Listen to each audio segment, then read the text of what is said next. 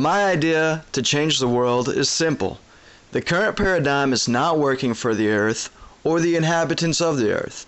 Only a very small percentage of people are prospering from this paradigm. This does not work with the goals that I have set. We're destroying the earth, threatening our own survival, and only a small percentage is able to thrive. And we are being held back from progress as a species because progression enables us to free us from the oppression. So like Bruce Lee taught us, we need to absorb what is useful from this paradigm and discard what is not.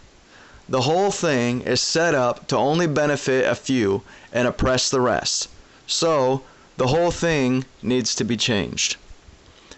This system is like a parasitic cancer that's eating away at the world and its population. If you destroy a small section of it, it will only adapt and come back even stronger.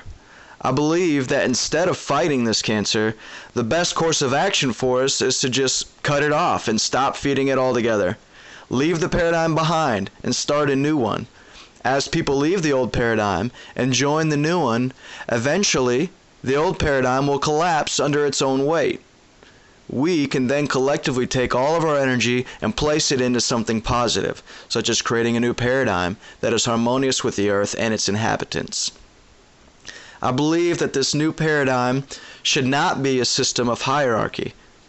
That, after all, is what allowed us to go down this path in the first place.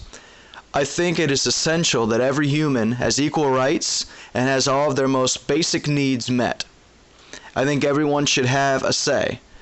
These basic principles are from which to build the new paradigm upon. One of the most pressing issues we face today is the earth itself. We have abused it and its resources for so long that we have endangered our own existence. We must immediately change our ways and live sustainably. I believe that we can find a way to meet the needs of the earth while also meeting the needs of the humans at the same time. I have found in meeting the needs of humans, Maslow's hierarchy of needs is a great tool. As I looked at this structure, I started to see patterns and things started to jump out at me. First of all, look at the start and the end points. The end goal, transcendence, is there to help other people. The beginning is basic biological and physiological needs. So, in the end, we all really just want to help others out. But in order to get there, we first have to be able to help ourselves. If the majority of our population cannot pass this first rung of the ladder and is constantly stressed out about this first rung of survival, they are hindered in their ability to progress. That is the goal of the elite, to keep people struggling so they are dependent and cannot progress. So, in this new paradigm of liberation, the first step is to help people meet these biological needs without further damaging the earth. Get them to this first or second rung of the ladder. After that, we can then worry about the safety needs and the love needs and the rest of the needs. Imagine a world where the entire population is at least able to meet these first two steps. I wonder, in an environment where people are not forced to struggle, will they be able to worry more about things like love and meaning and compassion? As people progress up this ladder, they will then be able to help others to climb up that ladder. So for society to thrive, everyone should theoretically be helping one another to climb this ladder and grow as a whole. Through this, we will also inevitably see the species as a whole move forward and progress. So, this paradigm will accomplish all of my goals. We will thrive by living at one with our world and living sustainably. We will thrive by allowing all humans to have basic human rights and needs met and fostering their growth. And through this growth, we will inevitably grow as a species. Not only this, I think that within the context of this new environment, I think that human nature itself will appear different to us. We will have an environment that pulls out more of the positive from nature instead of a system that encourages the negative sides of our nature. People will be again focused on what is good for us instead of what is good for me. So, to start, I believe that we break away and become independent from this system and paradigm by meeting our biological and physiological needs on our own terms. So basically starting at this first rung of Maslow's hierarchy of needs. For shelter, I believe in using natural and recycled materials to build homes and communities that are equipped with systems to provide our basic needs for us. Depending on the materials available and the climate to build, different materials with different characteristics can be utilized to accomplish different things. I think that all available resources should be used to optimize the living experience. Building materials can include adobe, straw, cob, rammed earth bags, earth chips, wood, bamboo, and many, many more. There's so many out there. For water in our homes, the source can be either collecting rainwater, a well, a freshwater stream, or river, and oceans.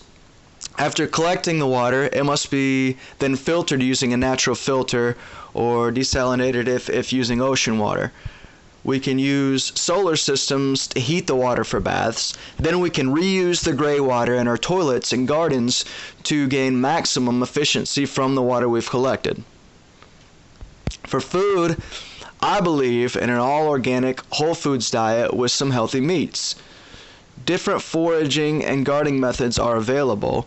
The homes I envision typically include a greenhouse located near the entrance of the home. Aquaponics, permaculture, greenhouses, raising livestock, all of these different methods can all be used to meet the needs of the people, while meeting the needs of the earth. For warmth and comfort, we will first go back to the structure themselves. Homes can be built to mitigate the climate around them. For places with cold winters, for example, you can use methods such as building the home 6 to 8 feet under the ground so you can tap into the warmth of the earth. You can also use materials that hold heat such as earth and water and other materials. You can also use a south-facing window on the home to collect the passive solar energy. Then there are other methods of solar heating that can also be utilized. Ideally, we should be able to create a home that is 70 degrees and comfortable year-round with no energy being used. But if absolutely necessary, we could use renewable fuels such as wood and corn and whatnot to heat. The types of buildings I'm describing will cost less than modern homes and will provide everything the homeowner needs. This creates freedom. The homeowner no longer needs to slave away to provide its subsistence. Instead of working to take care of the home works to take care of you.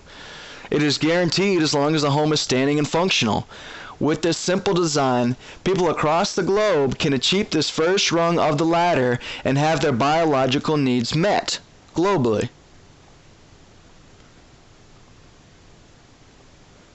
For safety needs, I think the most logical first step is to create a sense of community.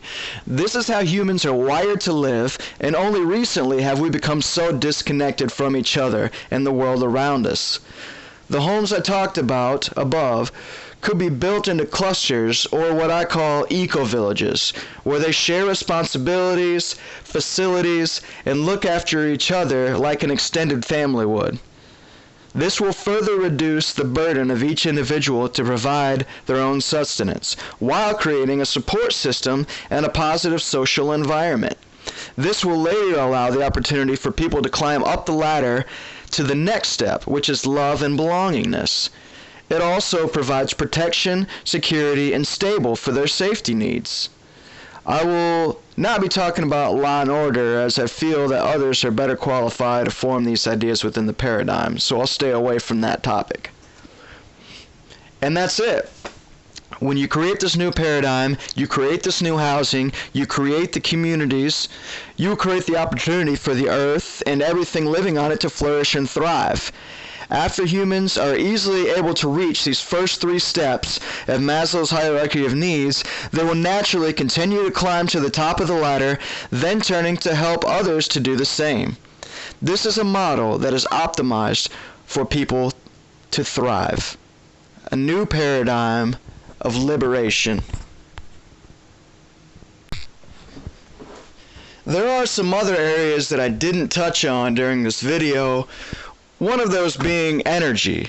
How to power our vehicles, how to provide electricity, so on and so forth. Obviously, I'm against fossil fuels and those methods, but I don't want to dive too much into that.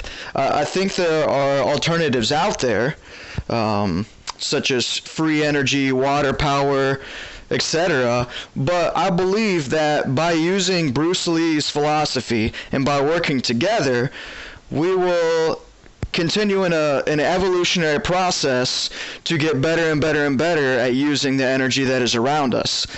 So I could throw out some examples, but really I think that together as a people, there's no problem that we can't figure out.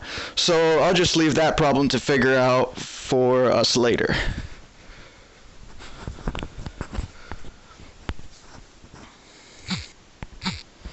And that's it, folks. That's all I'm including in this presentation.